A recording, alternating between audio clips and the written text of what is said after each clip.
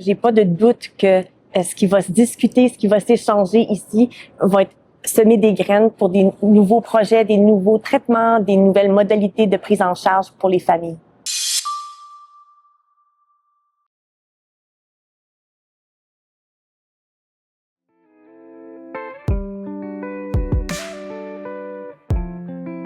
Le diabète, c'est une maladie qui est associée à une dérégulation du niveau de sucre dans le sang.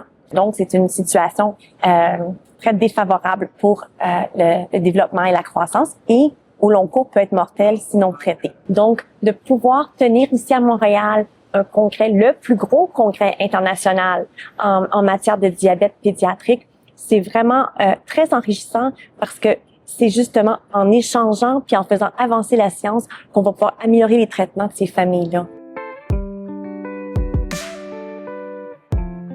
Le diabète de type 1, qui est le diabète le plus fréquent chez l'enfant, c'est une des maladies chroniques pédiatriques les plus fréquentes et ça augmente en incidence ici au Canada et à travers le monde. Tandis que le diabète de type 1 touche vraiment tous les enfants, le diabète de type 2 affecte disproportionnellement les enfants de descendance autochtone puis immigrantes.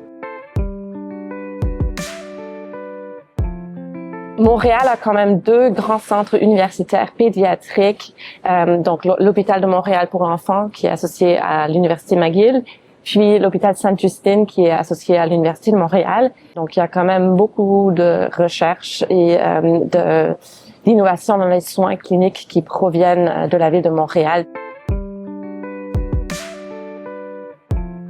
Le fait que le congrès s'adresse à des cliniciens fait en sorte que déjà, tout ce qui va être obtenu comme savoir va être déjà mis en pratique d'emblée dans la pratique clinique. Le congrès de l'ISPAD, c'est une belle occasion pour tisser des liens entre les chercheurs de Montréal, du Québec, du Canada, avec des chercheurs à travers le monde, afin de faire avancer la science et les traitements. J'ai pas de doute que ce qui va se discuter, ce qui va s'échanger ici va être semer des graines pour des nouveaux projets, des nouveaux traitements, des nouvelles modalités de prise en charge pour les familles.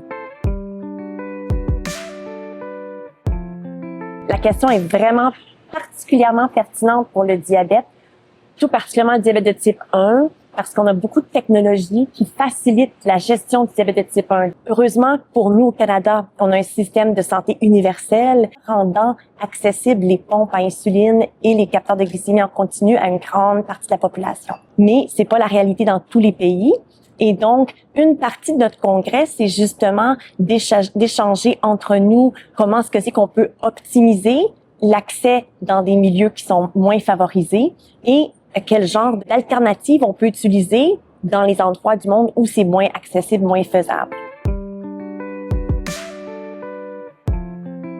On a vraiment essayé de d'inclure plus de patients partenaires, patients et parents partenaires dans cette conférence, mais vraiment dans le programme scientifique de la conférence.